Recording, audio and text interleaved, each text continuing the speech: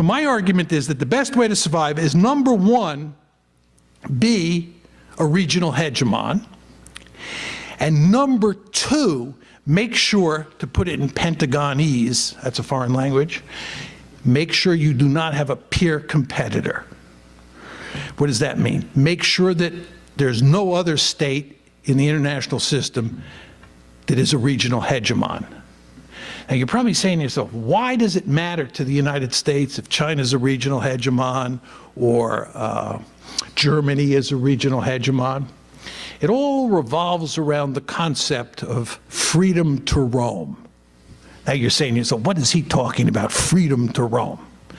Have you ever wondered why the United States is wandering all over God's little green acre, sticking its nose in everybody's business? It's not simply because the United States is so powerful.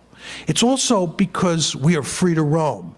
And we are free to roam because we have no security threats in our own backyard.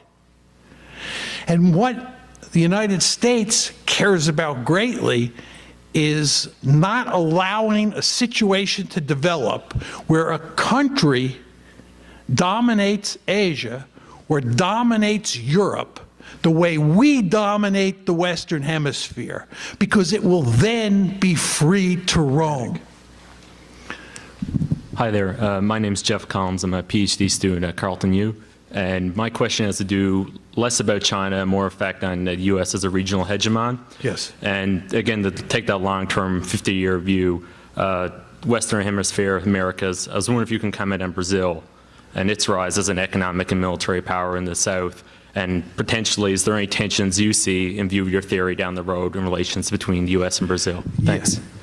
Yeah, good question. I mean, I think there's only one country in this hemisphere that has the potential, I underline the word potential, to become a great power, and that's Brazil. Has a very large population. If it ever got its economy together and really began to grow and looked something like the United States of America, then we would have to think long and hard about how to deal with Brazil.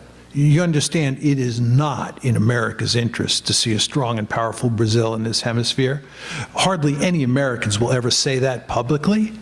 It is like Canada. If all of a sudden you had a huge population explosion and you're already rich, right, and you began to look like you were as powerful or more powerful than the United States, we would not be happy.